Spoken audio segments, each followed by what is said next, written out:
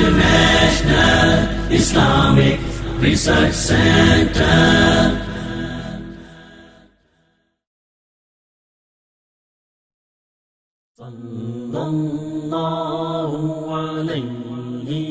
ہر سیاہ رات میں سورج ہے، حدیثیں ان کی وہ نہ آتے تو زمانے میں اندھیرا ہوتا۔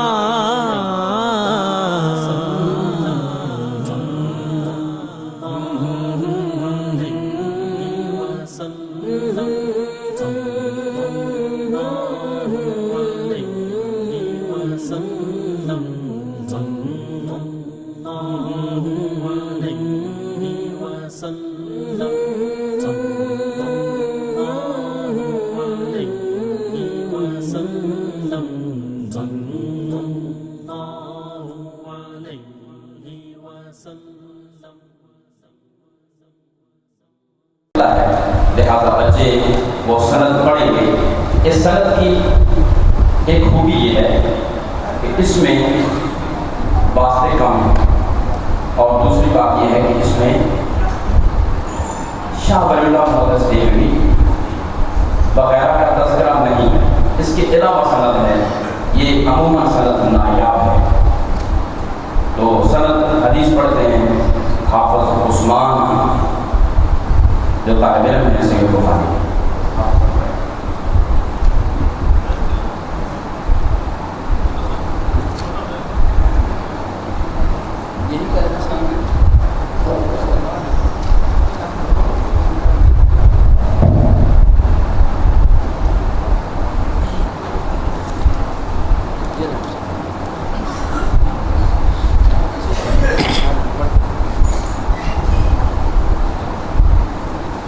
السلام علیکم ورحمۃ اللہ وبرکاتہ۔ الحمد للہ رب العالمین والصلاة والسلام على اشرف الانبیاء والمرسلین، اما بعد، بسم اللہ الرحمن الرحیم۔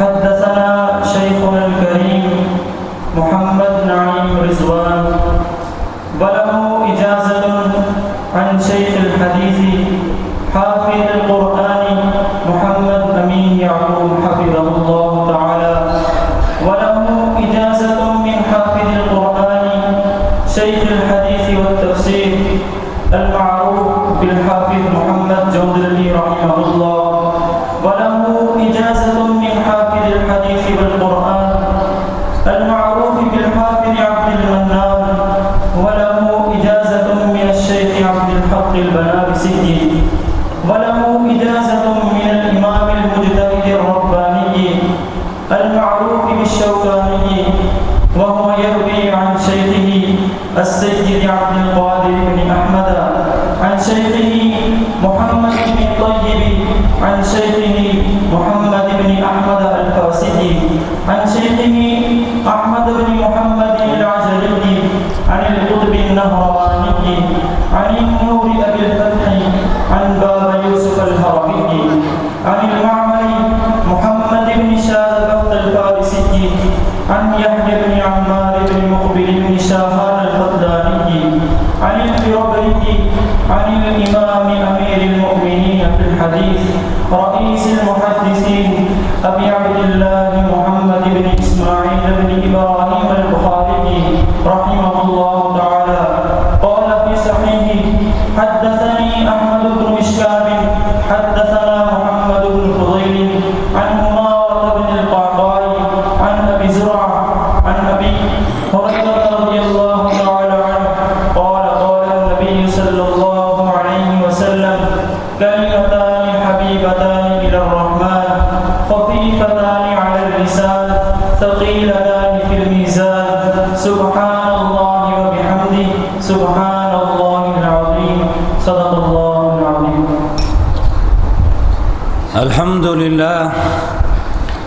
الحمد لله نحمده ونستعينه ونستغفره ونؤمن به ونتوكل عليه ونعوذ بالله من شرور أنفسنا ومن سيئات أعمالنا من يهده الله فلا مضل له ومن يضلل فلا هادي له وأشهد أن لا إله إلا الله وحده لا شريك له وأشهد أن محمدًا عبده ورسوله أما بعد فأعوذ بالله من الشيطان الرجيم بسم الله الرحمن الرحيم يا أيها الذين آمنوا اتقوا الله حق تقاته ولا تموتن إلا وأنتم مسلمون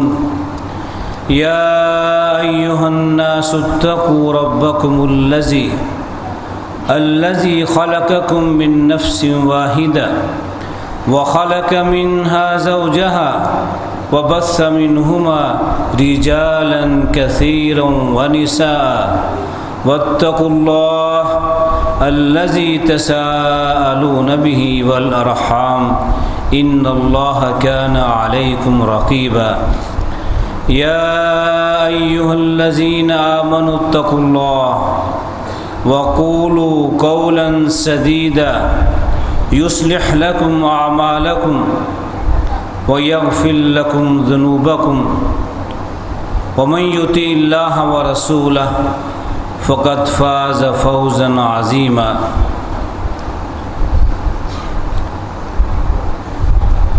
آج کی یہ تقریب سعید ہم سب کے لیے باعث سعادت ہے کہ آج اس ادارہ سے علماء کی پہلی کھیپ تیار ہونے کے بعد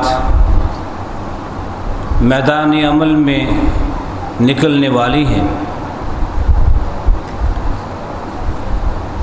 وہ علماء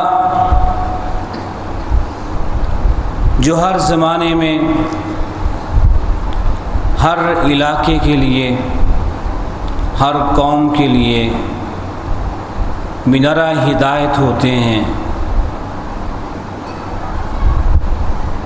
ان کی دینی قیادت کرنے والے ہوتے ہیں، اللہ کے بندوں کو اللہ کے قریب لانے والے اور شیطان کے شر سے بچا کے جہنم سے دور کر کے جنت کے قریب کرنے والے ہوتے ہیں۔ اور یہ اس انتظامیہ کے لیے بھی، ادارہ کی انتظامیہ کے لیے بھی، اس ادارہ کے جو محسنین ہیں، معاونین ہیں، سب کے لیے بہت ہی باعث برکت ہے، سب کے لیے خیر اور برکت کا باعث ہے کہ ان کی محنت، ان کی دولت، ان کی جد و جہد آج ثمر آور ہو کر قوم کے سامنے آ رہی ہے۔ اور یہ ان بچوں کے والدین کے لیے بھی بہت بڑی سعادت ہے کہ آج کے اس دور میں جب کہ لوگ دین سے دور ہو رہے ہیں، تو آج کے دور میں ایسے لوگ بھی ہیں جو اپنے بچوں کو دین کے لیے، دین کی اشاعت کے لیے وقف کرنے والے ہیں۔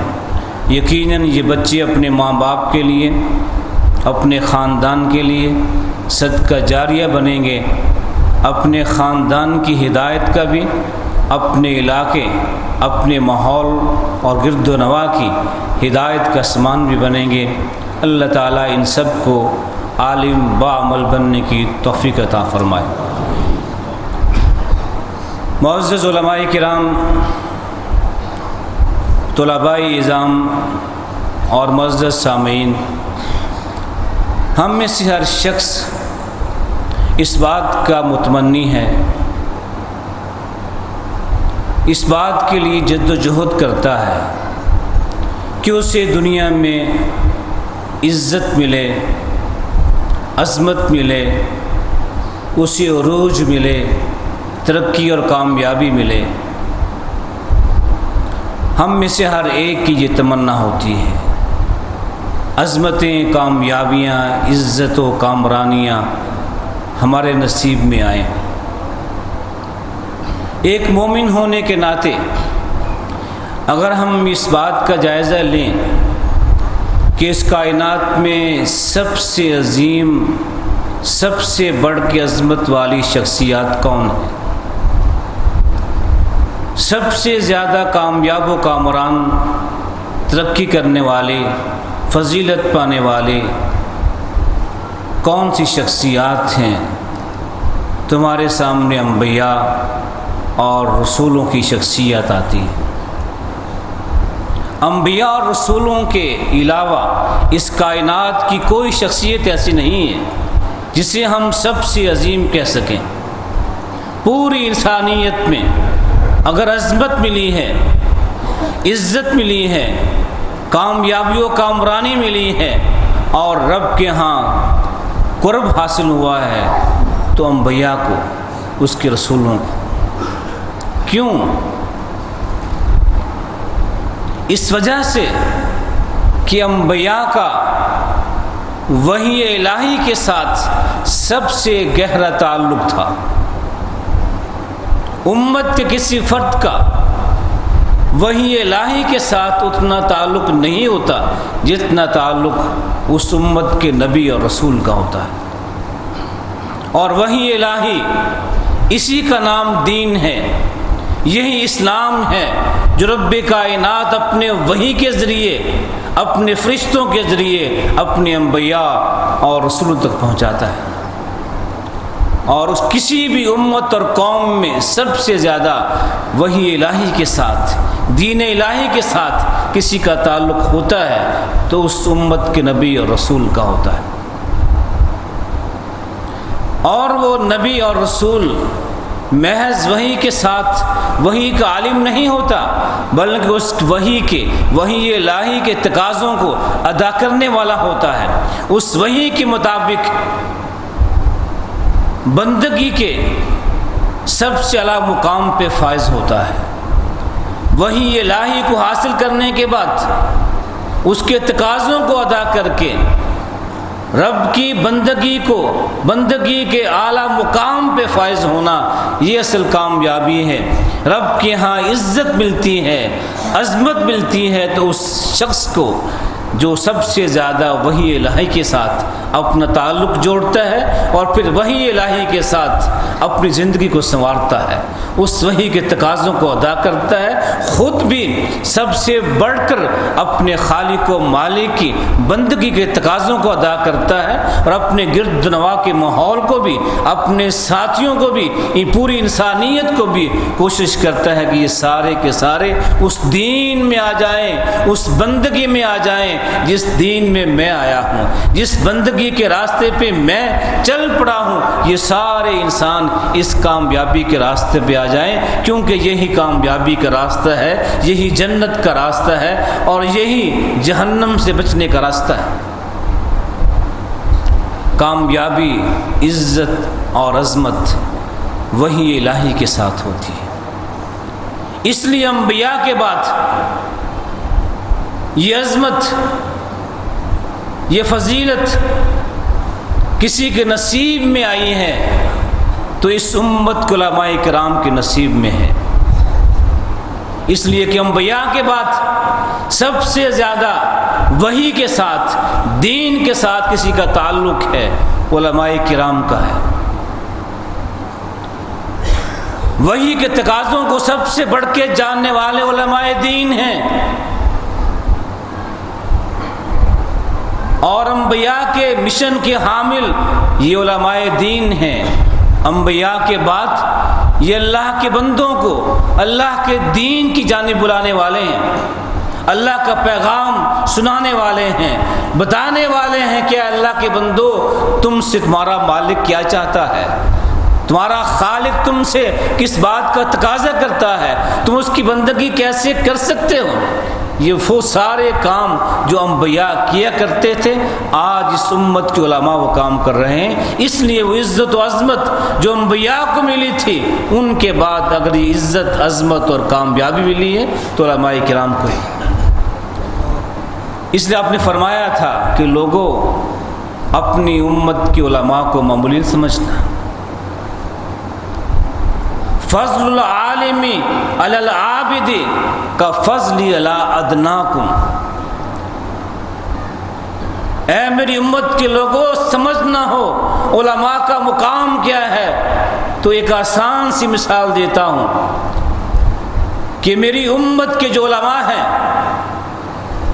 یہ ایک عابد سے، عام آدمی سے نہیں، وہ شخص جو عابد ہے، ساری زندگی رب کی عبادت کرتا ہے، ایک عالم کو، ایک عابد پر وہ فوقیت حاصل ہے، وہ عظمت حاصل ہے جو مجھ کو، اللہ کے نبی کو، امت کے سب سے کم درجہ کے آدمی پہ حاصل ہے. جو نبی کو ایک عام آدمی پر فضیلت حاصل ہے وہ ایک عالم دین کو ایک عابد پہ فوقیت حاصل ہے. اس کا مقام معمولی مقام نہیں ہے، اس کا مقام بڑا عظیم ہے، اس کا مشن بڑا عظیم مشن ہے. انبیاء تو نبوت کے منصب پہ فائز تھے، انہوں نے یہ کام کیا، اس مشن کو آگے چلایا. یہ علماء تو کسی منصب پہ فائز نہیں ہیں، یہ تو محض انبیاء کے وارث ہیں. ان کے وارث بنتے ہوئے اپنے کندھوں پہ ذمہ داری لی ہے کہ ہم بھی وہ کام کریں گے جو ہمارے نبی کیا کرتے تھے. یہ علماء کرام کا مقام ہے. اور آپ نے فرمایا، ایک اور مثال دی کہ فضل العالم علی العابد کا فضل القمر علی سائر الکواکب لیلۃ البدر، کہ جس طرح 14ویں کی رات کو، 14ویں کے چاند کو عام ستاروں پہ فوقیت حاصل ہوتی ہے، اسی طرح میرے امت کے علماء کو ایک عابد پہ فوقیت حاصل ہے. یہ میری امت کے چمکتے ہوئے چاند ہیں، 14ویں کے چاند ہیں. جس طرح چمکتے ہوئے بدر کامل کو ایک ستارے پہ فوقیت حاصل ہوتی ہے، اس طرح علماء کرام کو ایک عام آدمی پہ نہیں بلکہ ایک عابد پہ فوقیت حاصل ہے.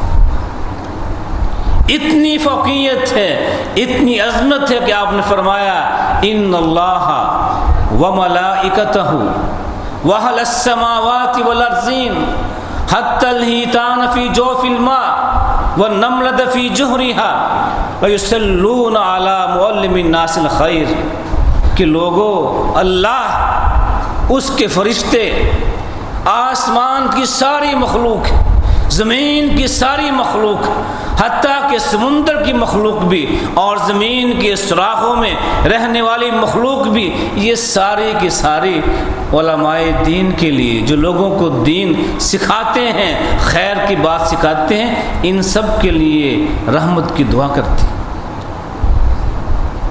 رب کائنات بھی ان علماء کرام پر رحمتیں بیچتا ہے اور فرشتے ان کے لیے دعائیں کرتے ہیں. زمین و آسمان کی ساری مخلوقات، سمندر میں ہو، زمین کی تہ میں ہو، ساری کی ساری مخلوقات ان علماء کرام کے لیے دعائیں کرتی ہیں، اس لیے کہ یہ اس مشن کی حامل ہیں جو مشن انبیاء کا حامل ہے، جو مشن انبیاء کا تھا. اللہ کے بندوں کو جو اللہ سے دور ہو چکے ہیں اس کے قریب لانے کے لیے اور جہنم کی آگ سے بچانے کے لیے، لوگوں میں محبت پیدا کرنے کے لیے، اخوت قائم کرنے کے لیے، نفرتیں مٹانے کے لیے، لوگوں کو جوڑنے کے لیے یہ علماء اپنا کردار ادا کرتے ہیں. ان کا کوئی مفاد نہیں ہے جس طرح انبیاء کا کوئی مفاد نہیں ہوتا. نبی کام کرتا ہے، اس کا کوئی مفاد نہیں ہوتا، لوگوں سے پتھر کھا کے، زخمی ہو کر، تیر کھا کر بھی لوگوں کی بھلائی کے کام کرتا ہے. اس لیے کہ دین النصیحہ، دین نام ہی خیر خواہی کا ہے. انبیاء سب سے بڑھ کے اپنی امت کے خیر خواہ تھے. امت نے جو سلوک بھی کیا، گھر سے نکال دیا، شہر سے نکال دیا، پتھر برسا کے زخمی کر دیا، سب کچھ کیا، لیکن امت کی خیر خواہی آپ کے دل سے نہ نکال سکی. یہی وصف علماء امت میں ہے. یہ امت کے خیر خواہ ہیں، ان کا کوئی مفاد نہیں ہے، یہ امت کے درمیان محبت الفت پیدا کرنے کے لیے، اخوت قائم کرنے کے لیے، ان کو ملانے کے لیے، ان کو جوڑنے کے لیے، ان کی نفرتیں مٹانے کے لیے، اختلافات مٹانے کے لیے، ان کو جہنم سے بچانے کے لیے، ان کو جنت کے قریب نہ کرنے کے لیے، رب کا محبوب بنانے کے لیے محنت کرتے ہیں۔ ان کو اس کے صلے میں کچھ نہیں ملتا سوائے لوگوں کی گالیوں کے، سوائے طعنوں کے، الزامات کے کچھ نہیں ملتا۔ پھر بھی ان کا کام ہے، ان کی ذمہ داری ہے کہ یہ کام کرتے رہیں۔ انبیاء کے ساتھ یہی سلوک ہوا، انبیاء کو کچھ نہیں ملا، امت نے کچھ نہیں دیا، لوگوں نے کچھ نہیں دیا، بھوک و افلاس کی زندگی گزار کے یہ سارے کام کیے۔ آج کے دور میں بھی، بلکہ ہر دور کے علماء نے انبیاء کی اسی سنت کو قائم رکھا ہے۔ لوگوں سے کوئی مفاد نہیں، اپنی کوئی اغراض نہیں ہیں، ایک ہی غرض ہے کہ اللہ کے بندے اللہ کے قریب ہو جائیں، ان کے اندر محبت پیدا ہو جائے، اخوت پیدا ہو جائے۔ ہمیں کچھ دیں نہ دیں، ہماری عزت کریں نہ کریں، ہمارا مقام سمجھیں نہ سمجھیں، لیکن ہمارا منصب ہے کہ ہم لوگوں کو ان کے خالق کے قریب بھی کریں، ان کو آپس میں ملائیں اور جوڑیں۔ یہ انبیاء کا مشن تھا، اور انبیاء نے یہ کام کیا۔ جہاں بھی سنا کہ امت میں کسی قبیلے میں اختلاف پیدا ہوا ہے، سارے کام چھوڑ کے اس قوم کے پاس جاتے ہیں، اختلاف مٹاتے ہیں، محبت پیدا کرتے ہیں، جھگڑے ختم کرتے ہیں۔ یہی کام علماء کرام کا بھی ہے۔ اگر اس مقام کو سمجھیں تو یہ بہت بڑا مقام ہے۔ جو ملنا ہے وہ رب نے عطا کرنا ہے، لوگوں سے کسی غرض کی، کسی مفاد کی امید نہ کیجیے۔ ان پتھروں پہ چل کے آ سکو تو آؤ، اس راستے میں آپ کے لیے پھول نہیں بچھائے جائیں گے کہ یہ سمجھیں ہم دین کے عالم ہیں، لوگ ہمارے استقبال کے لیے پھول بچھائیں گے، پلکیں بچھائیں گے، نہیں۔ لوگوں کی زبانیں آپ کے بارے میں بہت کچھ کہیں گے، سب کچھ برداشت کر کے پھر یہ دین کا کام کرنا ہے، تبھی آپ انبیاء کے وارث ہوں گے۔ انبیاء کی وراثت آسان نہیں ہے، جس طرح انبیاء کی زندگی آزمائشوں سے بھری ہوئی تھی۔ کوئی نبی ایسا نہیں گزرا جس کی زندگی آزمائشوں سے بھری ہوئی نہ ہو۔ آزمائشیں آئیں، تکالیف آئیں، بھوک افلاس کے ساتھ زندگی گزاری، ہم ان کے وارث ہیں، ہمیں بھی وراثت میں سب کچھ ملے گا۔ اس لیے اپنے آپ کو مضبوط کرنا ہے، دل کو بڑا کرنا ہے کہ جس منصب کو لے کے ہم میدان عمل میں نکلنے والے ہیں، یہاں ہمارے اس قدم میں پھول نہیں پتھر آئیں گے، ہمارے کانوں میں ہماری حمایت کے نعرے نہیں، زندہ باد کے نعرے نہیں، بلکہ ہماری مخالفت کی آوازیں آئیں گی۔ لیکن ہم نے سب کچھ برداشت کر کے انبیاء کی سنت کو زندہ کرنا ہے۔ علماء کرام اللہ کے ہاں بڑی منصب، بڑی عظمت، فضیلت کے مالک ہیں، اس لیے سارے فضائل علماء کے ہیں۔ لوگ ان کو مانیں اچھی بات ہے، کوئی نہ مانے اسے مجبور نہیں کیا جا سکتا، لیکن ہم نے سب نے مل کے اللہ کے پاس جانا ہے۔ اللہ کے ہاں علماء کرام کی عظمت ہے، ان کا مقام ہے، ان کی فضیلت ہے، اجر ملنا ہے تو اللہ نے عطا کرنا ہے۔ ہمیں اس اجر کی امید ہے، وہ اجر ہمارے لیے بہترین اجر ہے جو ہمیں رب کائنات نے دینا ہے۔ یہ دنیا کا مال دنیا میں رہ جانا ہے، یہ ہمارے ساتھ نہیں جانا ہے۔ اس لیے یہ نصیحت ہے ان علماء کرام کے لیے کہ اس میدان میں نکلنا ہے تو انبیاء کی سنت کو یاد رکھیے کہ آپ کے راستے میں کانٹے آئیں گے، پتھر آئیں گے، پھول نہیں آئیں گے، لیکن دل کو تنگ نہیں کرنا ہے، دل برداشت نہیں ہونا ہے، بلکہ یہ کام جو آپ نے، بلکہ آپ کی قوم نے، آپ کے ادارے نے آپ کو تیار کیا ہے، اسی لیے تیار کیا ہے کہ آپ نے یہ کام کرنا ہے۔ امام بخاری رحمۃ اللہ علیہ، جن کی صحیح بخاری کی مناسبت سے آج کی تقریب ہے، ان کو عظمت ملی، اتنی عظمت ملی کہ آج ان کی کتاب کی اہمیت ہر جگہ ہے۔ اتنا رب کا احسان ہوا کہ آج ہر ایک اس بات کو مانتا ہے کہ اصح الکتب بعد کتاب اللہ، کہ قرآن حکیم کے بعد صحیح بخاری سب سے زیادہ صحیح ترین کتاب ہے۔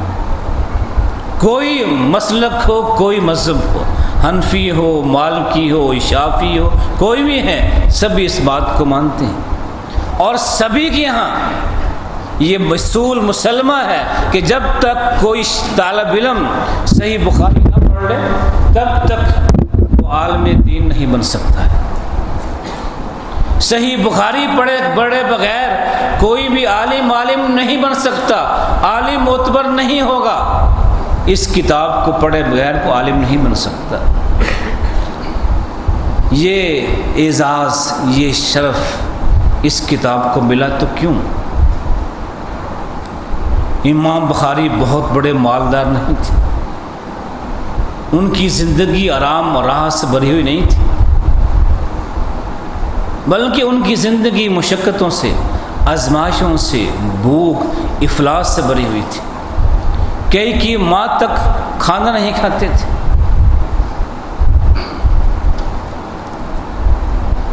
یہ سہولتیں جو آج ہمارے پاس ہیں ان کے پاس نہیں تھی۔ رات کی چاندنی میں بیٹھ کر، چاند کی چاندنی میں بیٹھ کر اپنا کام کیا کرتے تھے، محنت کی، دن کو بھی کام کیا، رات کو بھی کام کیا۔ راحت آرام والی کوئی چیز نہیں تھی، اور ان کی اس کامیابی میں جہاں ان کی محنت کا دخل ہے، امام بخاری نے بہت محنت کی۔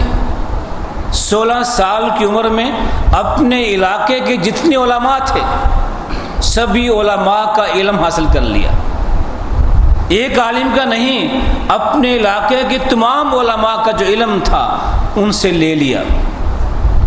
اس کے بعد پھر باہر نکلتے ہیں، یہ ان کی محنت تھی، لیکن اس محنت سے پہلے ماں باپ کا بھی کچھ فرض ہوتا ہے، ان کے ماں باپ نے وہ فرض ادا کیے۔ امام بخاری کے والد اسماعیل یہ عالم بھی تھے اور تاجر بھی تھے۔ انہوں نے اپنے سیکرٹری سے بات واضح کر دی تھی کہ میں جو مال چھوڑ کے جا رہا ہوں اپنی اولاد کے لیے، اس مال میں ایک پیسہ حرام ہونا تو کجا، ایک پیسہ مشکوک بھی نہیں ہے جس کے بارے میں شک کیا جا سکے کہ شاید یہ حرام کا ہو سکتا ہے۔ میں نے حلال ذرائع سے دولت کمائی ہے، یہ حلال دولت اپنی اولاد کے لیے چھوڑ کے جا رہا ہوں۔ یہ ایک بنیادی چیز علماء پیدا کرنے ہیں، ہمیں چاہیے، ضرورت ہے۔ ماں باپ اگر چاہتے ہیں کہ ان کے بچے عالم دین بنے تو بنیادی چیز ہے کہ ان کے لیے رزق کے حلال کا اہتمام کریں۔ رزق کے حلال کے بغیر علماء دین نہیں بنے گی۔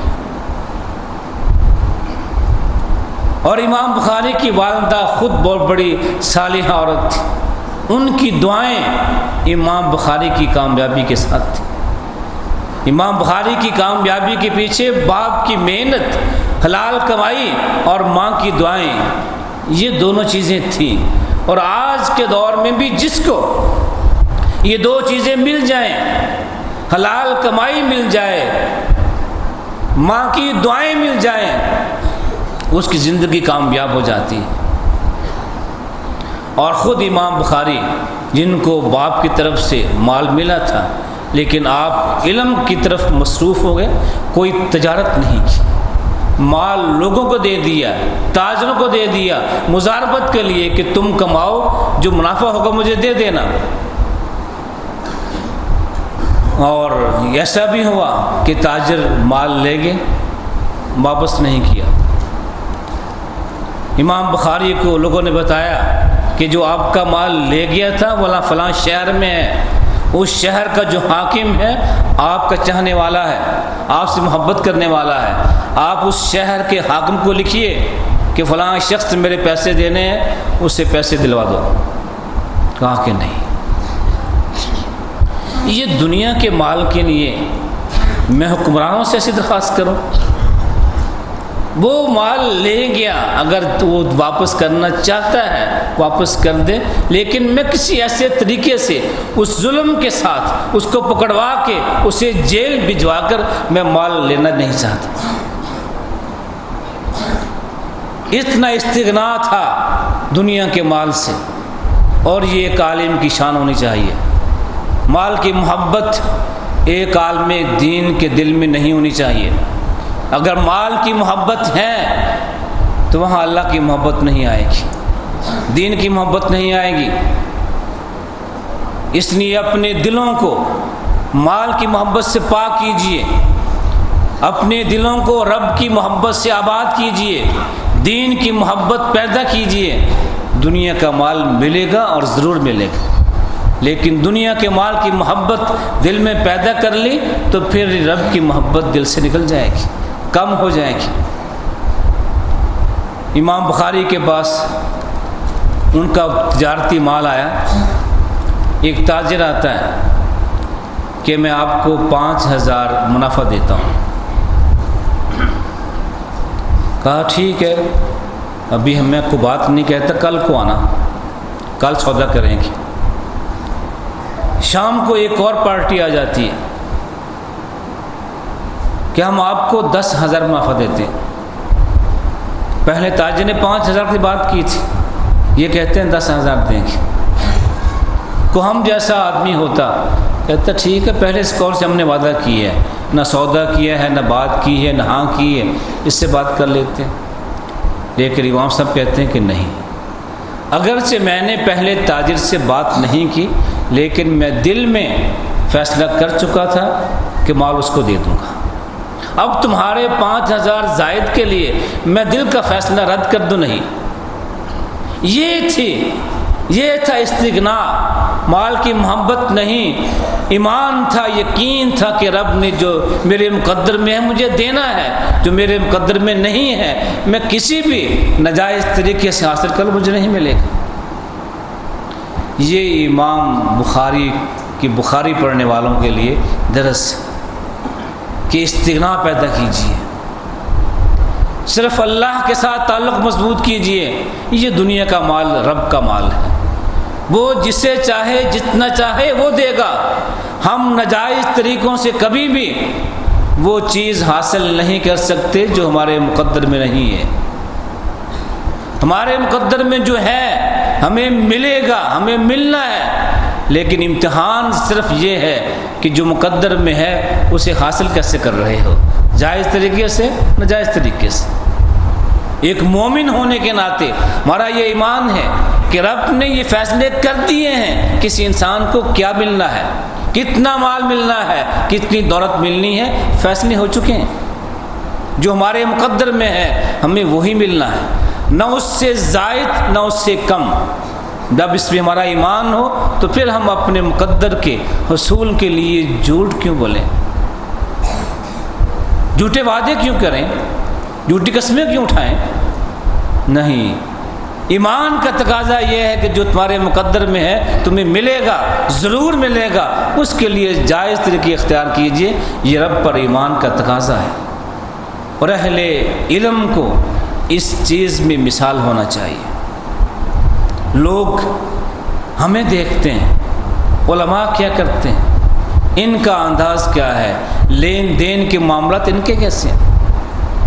اس لیے مال کی محبت اس کو کم کیجیے، ختم کیجیے.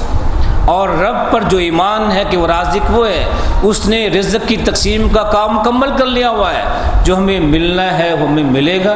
اس پر ایمان مضبوط کیجیے اور پھر دین کا کام کیجیے، سب راستے آسان ہوتے جائیں گے. اور اہل علم کے لیے نصیحت ہے، اپنی شخصیت بنائیے. شخصیت بنانی پڑتی ہے. جب تک شخصیت نہیں بنے گی کوئی بھی آپ کام نہیں کر سکتے. تاجر ہیں، تاجر دکاندار بھی پہلے اپنا اعتماد قائم کرتا ہے. جب کسی دکاندار کا اعتماد پیدا ہو جائے پھر دکان چلتی ہے، لوگ آتے ہیں۔ اسی طرح عالم دین کو لیے ضروری ہے اپنی شخصیت کو مستحکم کرے۔ شخصیت اگر مجروح ہو جائے تو پھر کوئی عالم دین کام نہیں کر سکتا، اس کی بات میں تاثیر نہیں ہوگی، لوگ اس کی بات نہیں سنیں گے۔ امام بخاری رحمۃ اللہ علیہ ایک کشتی میں سفر کر رہے تھے، آپ کے پاس 1000 سونے کے سکے تھے۔ کسی ساتھی کو علم ہو گیا کہ امام بخاری کے پاس 1000 سونے کے سکے، سونے کے سکے آج کے حساب سے لاکھ روپیہ بنتا ہوگا۔ اس کی نیت میں فطور آیا، اس نے کشتی میں شور ڈال دیا کہ میرے سونے کے سکوں کی تھیلی گم ہو گئی ہے، کسی نے اٹھا لی۔ اب کشتی ایک معمولی سی ایک جگہ ہے، چند لوگ گنتی کے لوگ ہوں گے جن کی تلاشی لی جا سکتی ہے، اور یہی فیصلہ ہوا کہ سب کی تلاشی لو، اگر کسی نے اٹھائی ہے تو اس کی مال موجود ہوگی۔ امام بخاری جانتے تھے کہ یہ مال میرا ہے، میرا مال ہے، اور میں دلائل کے ساتھ ثابت کر سکتا ہوں کہ یہ مال میرا ہے۔ لیکن یہ سوچا کہ اگر یہ مال مجھ سے برآمد ہو گیا اور مجھ پہ چوری کا الزام لگ گیا، مجھ پہ چوری کا الزام لگ گیا تو میری حدیث کوئی نہیں مانے گا۔ یہ جو میں نے محنت کی ہے، احادیث جمع کی ہیں، علم حدیث کا مجموعہ تیار کیا ہے، اگر مجھ پہ چوری کا الزام لگ گیا، میری شخصیت مجروح ہو گئی، میری شخصیت قابل اعتماد نہ رہی، تو یہ میری ذات نہیں بلکہ یہ سارا علم ناقابل اعتماد ہو جائے گا۔ چپکے سے تھیلی پکڑی، دریا میں پھینک دی۔ عزت بچانے کے لیے، شخصیت کو مضبوط مستحکم کرنے کے لیے مال خرچ کیا جاتا ہے، اور آج ہم مال کے حصول کے لیے عزت بھی داؤ پہ لگا دیتے ہیں۔ یہ فرق ہے اس دور کا اور آج کے دور کا۔ آج ہم مال لینے کے لیے، مال کے حصول کے لیے نہ اپنی عزت کا خیال کرتے ہیں، نہ اپنے مقام کا، اور نہ اپنے وقار کا۔ مال کے لیے ہر چیز قربان کر دیتے ہیں، مال چاہیے، مال ملے، جو چیز جاتی ہے جائے، عزت جاتی ہے جائے، کوئی بات نہیں۔ لیکن علماء دین کا انداز یہ تھا کہ نہیں، عزت بچانی ہے، شخصیت کو مضبوط رکھنا ہے، ہماری شخصیت پہ کوئی حرف نہ آئے۔ ہماری شخصیت پہ حرف آ گیا تو دین پہ حرف آئے گا، لوگ ہماری بات نہیں مانیں گے۔ مال قربان کر دیا لیکن اپنی عزت بچا لی۔ یہ امام بخاری کا اسوہ ہے اہل علم کے لیے۔ اگر ہم بھی میدان عمل میں نکل کے کامیاب ہونا چاہتے ہیں تو پھر ہمیں بھی امام بخاری کی طرح بھی اپنے اخلاق و کردار کو سنوارنا ہوگا۔ اہل علم کے لیے سب سے بنیادی چیز ہے اخلاص، سب کے لیے، لیکن خاص طور پہ علماء کے لیے بنیادی شرط ہے کہ یہ جو کام بھی کرے صرف اللہ کی رضا کے لیے کرے، کوئی اور مقصد نہیں ہے، نہ کسی کی چاپ پلوسی ہے، نہ مال کا حصول ہے، کسی عہدے کا منصب کا حصول، کچھ نہیں ہے، صرف اللہ کو راضی کرنا ہے۔ یہ اخلاص ہو، پھر جہاں بیٹھ گئے پیشکش ہو کہ آپ یہ جگہ چھوڑ کے ہمارے پاس آ جائیے، ہم آپ کو مکان بھی دیں گے، یہ سہولتیں دیں گے، تنخواہ زیادہ کر دیں گے۔ یہ ہے اخلاص کا امتحان۔ فرق نہ ہو کہ اخلاص ہے کہ نہیں ہے، اس موقع پہ امتحان ہوتا ہے کہ اس عالم دین میں اخلاص ہے کہ نہیں۔ پیشکش ہوئی ہمارے پاس چلے آؤ، یہ جگہ چھوڑ دو، لیکن وہ جانتا ہے کہ یہ جگہ جہاں میں نے 5-10 سال تک محنت کی ہے، لوگوں کو تیار کیا ہے، لوگوں میں اپنا اعتماد پیدا کیا ہے، لوگ مجھ سے محبت کرتے ہیں، مجھ سے مسائل پوچھتے ہیں، دین کے قریب آ رہے ہیں، میں ان کو چھوڑ کر کہیں اور چل جاؤں؟ کیوں؟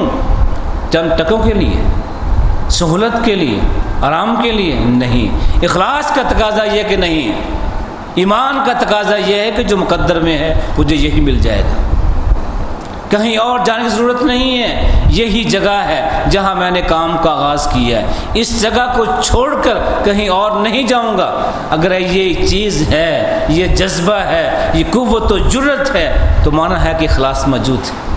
لیکن اگر یہ چیز نہیں ہے، چند ٹکوں کے لیے، تنخواہ بڑھ جانے کے لیے، سہولتوں کے لیے ہم یہ جگہ چھوڑ کہیں اور چلے جائیں تو پھر مانا یہ ہے کہ رب کے لیے کام نہیں ہو رہا ہے، یہ تو مال کے لیے کام ہو رہا ہے۔ اخلاص پیدا کیجئے۔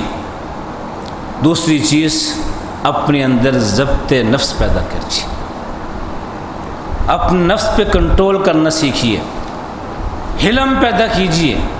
نبی کی سنت ہے کہ نبی کے گلے میں کپڑا ڈال کے کوئی کھینچتا ہے اور مال مانگتا ہے، آپ کچھ نہیں کہتے، مسکرا کے کہتے ہیں اس کو مال دے دیا جائے۔ یہ ہے ضبط نفس۔ کوئی توہین بھی کرتا ہے، برے الفاظ بھی بولتا ہے، لیکن ہم اس کے خیر خواہ ہیں۔ جذبہ انتقام نہیں، قوت برداشت ہونی چاہیے کہ نہیں یہ احمق ہے، اس کو سلیقہ نہیں ہے، عقل نہیں ہے، میں تو عقل مند ہوں، میں نے اس کی اصلاح کرنی ہے۔ اس کے برے انداز کو برداشت کر کے اس کی اصلاح کیجئے، وہ آپ کا ہو جائے گا۔ لیکن اس کے برے انداز کے جواب میں اگر آپ کا انداز برا ہے تو وہ آپ سے دور ہو جائے گا۔ کوئی مسجد میں آ کے پیشاب کر دیتا ہے، صحابہ اٹھتے ہیں اس کو روکنے کے لیے، مارنے کے لیے، کہا نہیں رک جاؤ۔ ضبط نفس کی تعلیم دی کہ یہ کام دیکھا ہے مسجد میں پیشاب کر رہا ہے، تمہیں غصہ آیا ہے، مارنا چاہتے ہو، نہیں یہ کام نہیں۔ ضبط نفس سیکھو، اپنے آپ پہ کنٹرول سیکھو، رک جاؤ۔ تمہارے مارنے سے، روکنے سے جو ہو چکا ہے وہ ٹھیک نہیں ہوگا، اسے پیشاب کر لینے دو۔ پیشاب کر لیا، کہا اب جاؤ پانی لاؤ اس کو صاف کرو۔ یہ ہے تعلیم ضبط نفس کی۔ مارنا ڈانٹنا یہ کوئی تعلیم اسلام کی نہیں ہے۔ اس نے غلط کام کیا، کرنے دو، بعد میں صفائی تم نے کرنی تھی، تم اسے روک دیتے تب بھی صفائی کرنی تھی، اس کو کر لینے دو، اب صفائی کرو۔ اسے پیار سے سمجھایا کہ اللہ کے بندے یہ مساجد ہیں، اللہ کے گھر ہیں، یہاں یہ کام نہیں کیا جا سکتا۔ وہ آپ کا اپنا ہو جائے گا، آپ کی بات مانے گا۔ آج لوگ اہل علم سے، مساجد سے دور بھاگتے ہیں، مساجد میں آتے نہیں، مسجدیں بے آباد ہو رہی ہیں۔ اس میں بڑی وجہ یہ بھی ہے کہ ہمارے اندر ضبط نفس نہیں ہے۔ ہر مسجد میں چند لوگ ہوتے ہیں جو ہر آنے والے کو ٹوکتے ہیں، برے انداز سے ٹوکتے ہیں، جو ایک بار آ گیا آئندہ وہ نہیں آتا ہے۔ یہ اللہ کے نبی کی تعلیم نہیں ہے۔ جو آ گیا ہے آپ کی کوشش ہو یہ بار بار آئے۔ مسجدیں آباد کرنا ہے، مسجدیں ویران نہیں کرنی ہیں، لوگوں کو مسجد سے دور نہیں کرنا ہے، لیکن ہمارے رویے کیا ہیں؟ برداشت نہیں ہے۔ کوئی غلط بات بھی کہہ دے تو کوئی بات نہیں، اسے برداشت کیجئے، اسے بٹھائیے، محبت کا اظہار کیجئے، پیار سے سمجھائیے، آج نہیں کل۔ لیکن اگر آپ نے غلط انداز سے بات کی تو آپ کے قریب نہیں آئے گا، آپ سے دور چلا جائے گا۔ وہ جو جانی دشمن تھے وہ آپ کے سامنے کھڑے ہیں۔ فتح مکہ کے موقع پر انہیں یقین تھا کہ آج ہمارا آخری دن ہے، ہم سے انتقام لیا جائے گا۔ وہ جانی دشمن تھے۔ شیب ابی طالب میں جو ظلم کیے تھے بھولے نہیں تھے بھی۔ صحابہ کرام کو جس طرح انداز میں کئی چٹائیوں میں باندھ کے دھوپ میں ڈال دیا گیا، آگ پہ رکھ کے جسم کو داغ دیا گیا، سب کچھ یاد تھا۔ انتقام لے سکتے تھے، انتقام پہ قادر تھے، لیکن انتقام لیتے وہ سارے کے سارے دشمن تھے، دشمن بنے رہتے، لیکن آپ نے معاف کر دیا، دشمن دوست بن گئے۔ یہ سلیقہ سیکھیے، دوسروں کے برے انداز کے جواب میں اچھے انداز سے جواب دیجیے۔ ادفع باللتی احسن، رب نے کا حکم ہے کہ دوسرے کے برے رویے کے جواب میں آپ اچھے رویے سے جواب دیجیے۔ اگر آپ ایسا کریں گے، کسی برائی کے جواب میں اچھائی کے ساتھ جواب دیں گے، تو کیا ہوگا؟ آپ کا دشمن آپ کا دوست بن جائے گا۔ یہ قوت برداشت، ضبط نفس، حلم پیدا کیجئے، یہ ایک عالم کی شان ہے۔ ممبر پہ کھڑے ہیں، سامنے کو بول پڑتا ہے، توہین ہو گئی ہے، تحقیر ہو گئی ہے، کوئی بات نہیں، خلیفہ وقت کے ساتھ ایسا ہوتا ہے، وہ برداشت کرتا ہے، اپنی صفائی میں بات کرتا ہے۔ ہم کیا ہیں؟ یہ ضبط نفس پیدا کیجئے، حلم کا مظاہرہ کیجئے ہر ایک کے ساتھ، اپنے ہیں بیگانے ہیں، ہم نے ہر ایک کو اپنے قریب کرنا ہے۔ مشن اپنا سمجھیے، ہم نے ہر ایک کو اپنے قریب کرنا ہے، اپنا بنانا ہے، اس لیے کہ ہم راہ حق پہ ہیں، ہم راہ راست پہ ہیں، جنت کے راستے پہ ہیں۔ جس راستے پہ ہم ہیں، ہم نے لوگوں کی اس طرف لانا ہے، اور تبھی لا سکتے ہیں جب ان کو پیار سے سمجھائیں گے، قریب کریں گے، حلم اور برداشت پیدا کریں گے۔ اور ہرس، اس کو دور کیجیے، کسی چیز کی ہرس، عہدے کی، منصب کی، دولت کی ہرس دل سے نکال دیجیے۔ یہ ہرس انسان کو انسان نہیں رہنے دیتی، بلکہ انسان کو درندہ بنا دیتی۔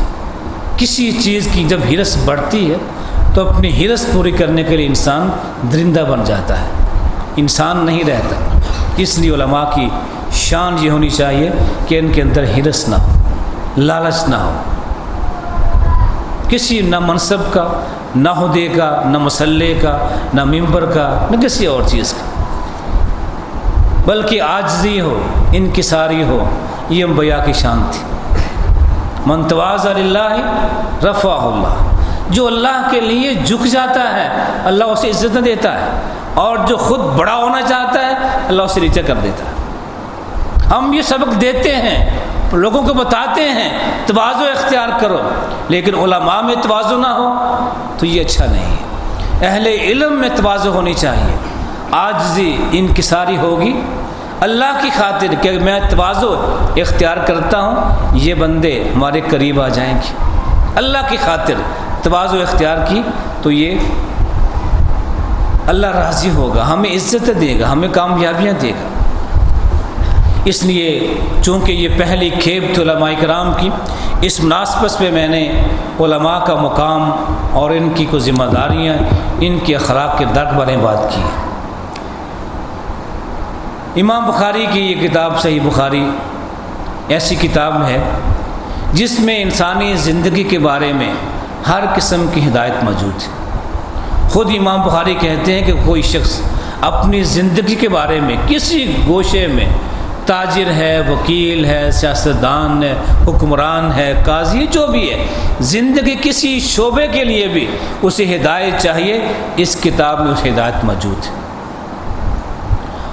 اور امام بخاری نے اس کتاب کا آغاز کیا ہے بدء الوحی کے ساتھ، یہ سمجھانے کے لیے کہ دین نام ہے صرف اور صرف وحی کا۔ وہ چیز جو وحی کے ذریعے ہم تک پہنچے گی وہ دین ہے، جو وحی کے علاوہ ہوگی وہ دین نہیں ہے۔ اور نبی جو بات کرتا ہے وحی کے ساتھ کرتا ہے، قرآن کی بات ہو یا حدیث کی بات ہو، نبی کی ہر بات، دین کے بارے میں نبی جو بات کرتا ہے ہمیشہ وحی کے ساتھ بات کرتا ہے۔ اس لیے دین وحی کا نام ہے، اس کے سوا کوئی دین نہیں ہے۔ علماء کے اجتہادات ہو سکتے ہیں، ان کی اپنی آراء ہو سکتی ہیں، لیکن دین وہی ہے جو اللہ تعالیٰ نے وحی کے ذریعے اور نبی کی زبان سے ہم تک پہنچا دیا۔ اس لیے علماء کرام نے ایک مضبوط نظام قائم کیا ہے دین کو محفوظ کرنے کا۔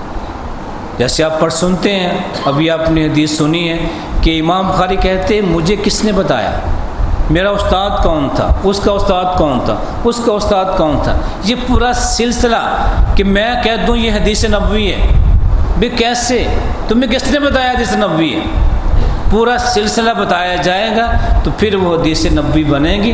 محض کہنے سے حدیث ہے تو حدیث نہیں بنے گی۔ ابو حمزہ میمون ایک محدث گزرے ہیں، ان سے کسی نے سوال کیا کہ ابو حمزہ آپ بھی ہر حدیث کے ساتھ ایک لمبی سند بیان کرتے ہیں، کیا فائدہ ہے؟ اتنے نام بیان کر دیتے ہیں، خالی حدیث بیان کر دیا کیجیے، ایسا کیوں کرتے ہیں؟ وقت بھی ضائع ہوتا ہے، وقت بڑا قیمتی ہوتا ہے، ہم سنتے ہیں، ٹائم ضائع ہوتا ہے، کیا فائدہ ہے اس کا؟ کہتے میری بات سنو غور سے، میں تمہیں یہ کہتا ہوں یہ حدیث ہے، یہ دین ہے، کل قیامت کے دن رب تم سے پوچھے گا کہ تم نے اس چیز کو دین سمجھا تھا، تمہیں کس نے بتایا تھا کہ دین ہے؟ تم میرا نام لوگے کہ مجھے ابو حمزہ نے بتایا تھا کہ یہ دین ہے، نبی کی بات ہے، تو ہم نے اس کو مان لیا۔ رب تمہیں چھوڑ دے گا، مجھے بلا لے گا، ابو حمزہ تو نے لوگوں سے کہا تھا کہ یہ دین ہے، تمہیں کس نے کہا یہ دین ہے؟ مجھ سے سوال ہوگا، میں کہوں گا اللہ مجھے میرے استاذ آمش نے بتایا تھا کہ یہ دین ہے، میری جان چھوٹ جائے گی، آمش کو بلا لیا جائے گا، اے آمش تم نے کہا تھا کہ یہ دین ہے، تمہیں کس نے کہا دین ہے؟ آمش کہے گا میرے استاد ابراہیم نخی نے مجھے بتایا تھا کہ یہ دین ہے، یہ دین کی بات ہے، میں نے بیان کر دی۔ ابراہیم نخی کو سے پوچھا جائے گا تم نے بات کہی تھی، تم نے کیوں کہہ دی یہ دین ہے؟ وہ کہے گا مجھے میرے استاد علقمہ نے بیان کیا تھا کہ یہ حدیث ہے، یہ دین ہے۔ ابراہیم کو چھوڑ کے علقمہ بلا لیا جائے گا، علقمہ تم نے کہاں سے دین لیا تھا؟ علقمہ کہیں گے مجھے میرے استاد ابن مسعود نے کہا تھا یہ دین ہے، علقمہ جان چھوٹ جائیں گے۔ پھر ابن مسعود سے تم نے کہاں سے دین لیا تھا؟ تم نے کہا دین ہے، کیسے؟ کہا مجھے اللہ کے رسول نے بتایا تھا کہ یہ دین ہے۔ بات یہاں پہنچے گی تو جان چھوٹے گی کہ یہ دین کو تم نے جو دین کا نام دیا تھا کہاں سے لے لیا تھا؟ جب تک اللہ کے رسول تک یہ سند، یہ سلسلہ، یہ بات نہیں جاتی، ہر ایک کا مواخذہ ہوگا کہ تم نے یہ کہا تھا، یہ نبی کی بات ہے، یہ دین کی بات ہے، یہ وحی کی بات ہے، تمہیں کس نے کہا تھا؟ تمہیں بتانا پڑے گا کہ یہ وحی ہمیں اللہ کے رسول نے بتائی تھی، اللہ کے رسول تک یہ سلسلہ جائے گا، تمہاری جان چھوٹ جائے گی اور دین رہے گا۔ یہ فائدہ ہے، دین وہی ہے جو اللہ کے نبی نے اپنی زبان سے بتا دیا، وہ قرآن کی شکل میں ہو یا حدیث شکل میں ہو، اس کے سوا کوئی چیز دین نہیں ہے۔ یہ محدثین کا ہم پہ احسان ہے کہ انہوں نے یہ دین محفوظ کیا، اور یہ صحیح بخاری کا یہ اعزاز ہے۔ اس سے قبل بہت سی کتابیں تھیں حدیث کی، لیکن اس میں احادیث نبویہ بھی تھیں، صحابہ کے اقوال بھی تھے، اور ضعیف روایات بھی تھیں، من گھڑت روایات بھی تھیں۔ یہ پہلا اہتمام ہوا امام بخاری نے کیا کہ صرف اور صرف صحیح احادیث کا مجموعہ تیار کیا، اس میں کوئی روایت ضعیف نہیں ہے، کوئی روایت موضوع نہیں ہے، من گھڑت نہیں ہے، ہر حدیث صحیح ہے۔ اور امام بخاری نے انسانی جتنی بھی قوتیں، صلاحیتیں، وسائل ہو سکتے ہیں، سارے استعمال کیے حدیث کو پرکھنے کے لیے، راویوں کے حالات جانے۔ امام بخاری نے یہ کتاب 6 لاکھ احادیث سے اس کا انتخاب کیا اور 16 سال صرف کیے اس کتاب کی تیاری کے لیے، اور جب بھی کسی حدیث کو پرکھ لیتے کہ یہ حدیث صحیح ہے، اس راویوں کے سارے حالات جان لیتے، پھر رب سے دعا کرتے، غسل کرتے، استخارہ کی نماز پڑھتے، رب سے دعا کرتے کہ اے اللہ میرے پاس جو وسائل تھے میں نے وسائل اختیار کیے حدیث کو پرکھنے کے، لیکن تو جانتا ہے کہ حدیث صحیح ہے کہ نہیں، اگر یہ تیرے نزدیک حدیث صحیح ہے مجھے توفیق دے اس حدیث کو کتاب میں لکھنے کی، اگر تیرے علم میں یہ حدیث صحیح نہیں ہے تو مجھے اس کی توفیق نہ دے۔ اپنی ساری صلاحیتیں، سارے وسائل استعمال کر کے پھر رب پہ چھوڑ دیا، اور رب سے استخارہ کر کے پھر اس کتاب میں حدیث کو لکھا۔ اس لیے یہ حدیث کی کتاب صحیح حدیث کا مجموعہ ہے، اس میں ہمارے لیے ہدایت ہے، ہر قسم کی ہدایت ہے۔ اور یہ آخری باب جو ہم عزیز نے پڑھا ہے، یہ باب ہے کتاب التوحید کا، اور عام محدثین کا طریقہ یہ ہے کہ توحید ایمان کی باتیں کتاب کے آغاز میں لاتے ہیں، لیکن امام بخاری توحید کا باب، توحید کی کتاب آخر میں لائے ہیں، یہ سمجھانے کے لیے کہ اہل علم اور اے لوگوں، تم سارا علم پڑھ لو، عالم بن جاؤ، بخاری بھی پڑھ لو، لیکن تمہارے اعمال، تمہاری عبادات تب قبول ہوں گی جب تمہارا عقیدہ توحید صحیح ہوگا۔ عالم بننے کے بعد بھی، بخاری پڑھنے کے بعد بھی جائزہ لو تمہارا عقیدہ توحید کیسا ہے۔ عقیدہ توحید میں بگاڑ ہے، تمہاری ساری عبادات، ساری محنت، جد و جہد کسی کام کی نہیں ہے۔ عقیدہ توحید یہ بنیاد ہے اعمال کی قبولیت کے لیے۔ عقیدہ توحید صحیح ہوگا تو اعمال صحیح ہیں، عقیدہ توحید صحیح نہیں ہوگا تو اعمال بھی قبول نہیں ہوں گے۔ یہ فرق ہے ایک عالم کا اور ایک عابد کا۔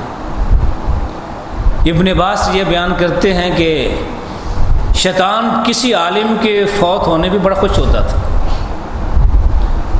تو اس کے جو چیلے تھے اس سے پوچھتے ہیں کہ جب ایک عالم فوت ہوتا ہے تم بڑے خوش ہوتے ہو، جب کوئی عابد فوت ہوتا ہے خوش نہیں ہوتے؟ کہا میں تمہیں بتاتا ہوں، آؤ میرے ساتھ چلو۔ وہ انسان بن کے ایک عابد کے پاس آئے اور کہا کہ مجھے بتاؤ کہ اللہ تعالیٰ اس بات پہ قادر ہے کہ ساری کائنات کو ایک انڈے میں داخل کر دے؟ جو بھی ساری کائنات ہے، زمین ہے، آسمان ہے، ساری کائنات کو ایک انڈے میں داخل کر سکتا ہے؟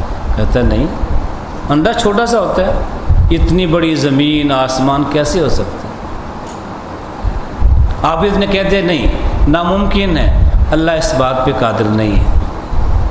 پھر شیطان جاتے ایک عالم کے پاس، اس سے پوچھتا ہے کہ کیا اللہ یہ کام کر سکتا ہے کہ ساری کائنات کو ایک انڈے میں داخل کر دے؟ کہا کہ ہاں۔ کہا وہ کیسے؟ کہا وہ کہے گا کن فیکن، کہے گا ہو جا، وہ ہو جائے گا۔ اللہ جو چاہے کر سکتا ہے۔ شیطان نے کہا اپنے چلے سے یہ وہ چیز، عابد نے میرے سوال کا جواب دے کے عقیدہ بگاڑ دیا، عقیدہ خراب کر لیا۔ یہ کہا کہ نہیں اللہ اس بات پہ قادر نہیں ہے، اس کا عقیدہ توحید بگڑ گیا۔ یہ عالم ہے، میں جو بھی کروں اس کا عقیدہ کبھی خراب نہیں ہوگا۔ اس لیے جب عالم فوت ہوتا ہے مجھے بڑی خوشی ہوتی ہے، میرے راستے آسان ہو جاتے ہیں، میرے کام آسان ہو جاتے ہیں۔ عابد ہو یا نہ ہو مجھے کو فرق نہیں پڑتا ہے۔ اس لیے امام بخاری یہ کتاب و توحید آخر میں لائے ہیں کہ اللہ کے بندو، اہل علم، سارے اعمال علم حاصل کرنے کے بعد عمل کرنے کے ساتھ ساتھ جائزہ لو کہ یہ تمہارا عقیدہ توحید کیسا ہے۔ اور آخری باب امام صاحب لائے ہیں نزع الموازن قسط یوم القیامہ، کہ ہم قیامت کے دن انصاف کی میزان قائم کریں گے، اور یہ وہ بنیاد ہے جس بنیاد پہ انسان کے اعمال صحیح ہوتے ہیں۔ رحمت کائنات نے مکی زندگی میں 13 سال تک جو بھی کام کیا یہ 2 کام کیے، رب کی توحید سکھائی اور عقیدہ آخرت سکھایا، اور کچھ نہیں کیا۔ دعوت دی، جتنی بھی آیات نازل ہوئیں مکی زندگی میں سب کی بنیاد تھی عقیدہ توحید کی اصلاح اور آخرت پر ایمان۔ باقی دین کی تشریحات جو ہیں سب مکی زندگی میں ہوئی۔ یہ 2 چیزیں، عقیدہ توحید صحیح ہو جائے اور اس بات پر ایمان پختہ ہو جائے کہ کل قیامت کے دن ہم نے ہر چیز کا حساب دینا ہے، ہم سے پوچھا جائے گا، اور قیامت کی جو میزان ہے اس میں کوئی گڑبڑ نہیں ہو سکتی۔ یہ ہمارا عقیدہ صحیح ہو جائے کہ ہم کل قیامت کے دن رب کے ہاں جواب دیں، ہمارے سارے اعمال صحیح ہو جاتے ہیں۔ یہ فکر پیدا ہو جائے، آخرت کی جواب دہی کی فکر ہو جائے تو پھر سارے کام صحیح ہو جاتے ہیں۔ امام بخاری نے صحیح بخاری میں یہ ایک واقعہ بیان کیا ہے کہ رحمت کار فرماتے ہیں کہ پہلی امت میں ایک آدمی نے دوسرے سے زمین خریدی۔ زمین خریدنے کے بعد جب زمین میں کھدائی کی تو اس میں سے ایک مٹکا نکلا جس میں سونا تھا، ہیرے جواہرات تھے۔ تو اس کے دل میں بات آئی کہ میں نے تو زمین خریدی، یہ سونا ہیرے جواہرات تو میں نے نہیں خریدے ہیں، یہ اس مالک کے ہیں جس سے میں نے خریدے ہیں۔ ہماری اصطلاح میں پاگل تھا، ہم بڑے عقل مند ہیں کہ ایسی چیز مل جائے کبھی چھوڑے نہ۔ جو ایسا کرتے کرتے پاگل ہے، اسے پتہ نہیں دنیا کیا ہوتی ہے۔ وہ پاگل انسان جاتا ہے اس زمین کے مالک کے پاس کہ میں نے تجھ سے یہ زمین خریدی تھی، زمین کے پیسے دیے تھے، یہ مال نکلا، مال تیرا ہے۔ وہ کہتا ہے نہیں، میں نے زمین اور زمین میں جو کچھ تھا تجھے دے دیا تھا، میں نے تجھ سے پیسے لیے ہیں زمین میں، اور زمین میں جو کچھ تھا یہ مال تیرا ہے۔ دونوں لڑتے ہیں کس بات پہ کہ مال تیرا ہے، اور آج ہم لڑتے ہیں کس بات پہ کہ مال میرا ہے۔ یہ فرق ہے عقیدہ آخرت کا۔ آخرت پہ ایمان ہو، صحیح ایمان ہو تو ہم لڑیں کہ یہ چیز تیری ہے میری نہیں ہے۔ آخرت پہ ایمان نہیں ہے تو ہم لڑتے اس بات پہ کہ نہیں یہ جگہ میری ہے، یہ انچ، یہ فٹ، یہ مرلہ یہ میرا ہے، تیرا نہیں ہے، یہ پلاٹ میرا بنتا ہے، تیرا نہیں ہے۔ آج لڑائیاں کس بات پہ؟ اسی بات پہ ہیں، بھائی بھائی لڑتے ہیں کس بات پہ کہ یہ مکان، یہ پلاٹ، یہ چیز میری ہے تیری نہیں۔ کیوں؟ فکر نہیں ہے کہ ہم کل قیامت کے دن رب کے سامنے جواب دیں۔ یہ چیز پیدا ہو جائے کہ ہم نے کل رب کو جواب دینا ہے۔ مال ہم اکٹھا کرتے ہیں، کھائے گا کون؟ ہماری اولاد، خاندان کے لوگ۔ جواب کون دے گا؟ میں۔ مال میں نے اکٹھا کیا ہے، کھایا کسی اور نے ہے، پکڑا میں جاؤں گا جب مجھے یہ احساس ہو جائے کہ کیوں مار میں کھاؤں، جہنم میں جاؤں اور مال یہ کھا جائے، مجھے کیا ضرورت ہے؟ تو میں کبھی بھی یہ کام نہ کروں۔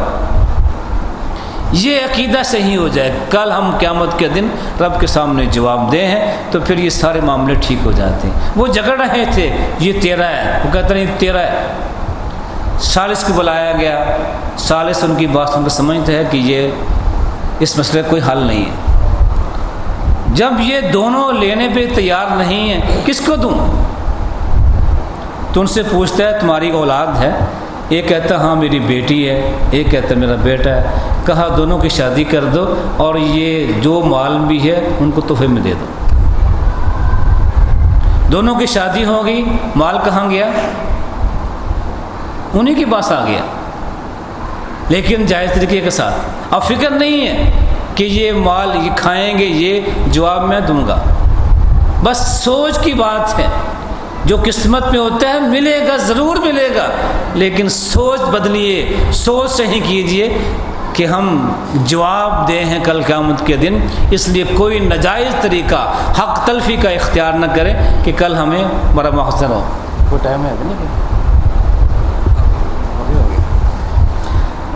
اس کے بعد امام بخاری آخر میں حدیث لائے ہیں کلمتان حبیبتان للرحمن، کہ دو کلمے ہیں جو رب کو بہت ہی محبوب ہیں، زبان پہ بڑے ہلکے ہیں، میزان میں بڑے وزنی ہیں، اور وہ ہیں سبحان اللہ و بحمدہ سبحان اللہ العظیم۔ یہ دو کلمے ہیں جس میں رب کی تسبیح ہے اور تحمید، اور رب تعالیٰ کو یہ دو باتیں بہت پسند ہیں، اس کی تسبیح اور اس کی تحمید۔ اللہ تعالیٰ نے اپنے فرشتوں کو جو کلام سکھائی ہیں کہ تم نے یہ پڑھنا ہے، وہ یہی کلمات ہے، سبحان اللہ والحمد للہ ولا الہ الا اللہ۔ اور جو شخص دن میں 100 بار پڑھ لے سبحان اللہ و بحمدہ، اس کے سارے گناہ مٹ جاتے ہیں، جتنے بھی گناہ ہوں گے سارے مٹ جاتے ہیں۔ اس کا معنی ہے کیا؟ سبحان اللہ تملأ المیزان، ایک بار کہہ دیں سبحان اللہ تو میزان بھر جاتا ہے نیکیوں کے ساتھ۔ سبحان اللہ کا معنی یہ ہے کہ اے اللہ تو ہر عیب سے پاک ہے، تیری ذات میں کوئی عیب نہیں ہے، کوئی خامی نہیں ہے، اور تیرے سوا کوئی ذات ایسی نہیں ہے جو بے عیب۔ یہ عقیدہ ہمارا ہے، صرف ایک رب کی ذات ہے جو ہر عیب سے پاک ہے، اور رب کے سوا کوئی ذات نہیں ہے جو عیب سے پاک ہو، ہر ایک میں عیب ہوگا۔ اے اللہ مجھ میں بے شمار عیب ہیں، میں عیب دار ہوں، لیکن تو بے عیب ہے، تجھ میں کوئی عیب نہیں ہے۔ وبحمدہ، اور اے اللہ ساری خوبیاں تیری ہیں، جو خوبیاں میری ہیں یہ میری نہیں ہیں، تیری عطا کردہ ہیں۔ کسی کے پاس جو خوبی بھی ہے یہ اس کی نہیں ہے، اللہ وہ تیری عطا کردہ ہے۔ سب خوبیوں کا تو مالک ہے، سب خوبیاں تیری ہیں، تیری ذات میں کوئی عیب نہیں ہے، ساری خوبیاں تجھ میں ہیں، ہم سارے کے سارے عیب دار ہیں، ہماری خوبی ہماری نہیں ہے۔ اپنی کوتاہی کا، عاجزی کا اظہار کرے، رب کی عظمت کو مانے، رب بڑا خوش ہو جاتا ہے۔ تو ذکر اس کے بڑے فائدے ہیں، اب وقت نہیں میں اس موضوع پہ جاؤں، لیکن ذکر یہ بڑا آسان کام ہے، نہ پیسے لگتے ہیں، نہ محنت کرنی پڑتی ہے، نہ تکلیف ہوتی ہے، زبان پہ بڑے ہلکے ہوتے ہیں، اور اس کے فائدے بڑے ہوتے ہیں۔ دکان پہ بیٹھ کے نا، جب دکان کھولتے ہیں، دکان پہ بیٹھتے ہیں تو ذکر کرتے رہیں، سبحان اللہ، الحمدللہ، لا الہ الا اللہ، اللہ اکبر، کوئی ایسا ذکر کرتے رہے، پھر دیکھیں چند دنوں کے بعد آپ کی تجارت میں کیا فرق پڑا ہے۔ گھر میں داخل ہوں، رب کا نام لیجیے، گھر سے شیطان بھاگ جائے گا۔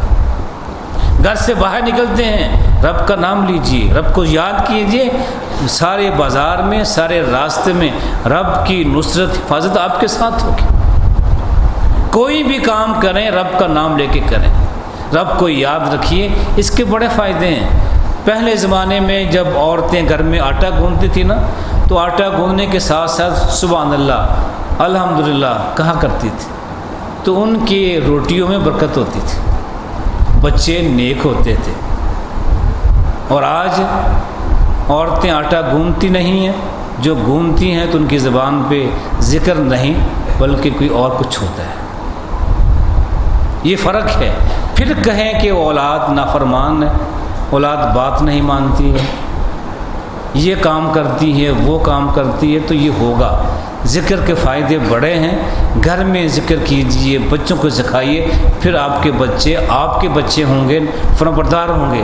لیکن اگر ان کے ذکر سے دور ہوں گے تو پھر یہ بچے نافرمان بھی ہوں گے، آپ کی خوشی کا سامان نہیں بلکہ دکھ کا سامان بنیں گے۔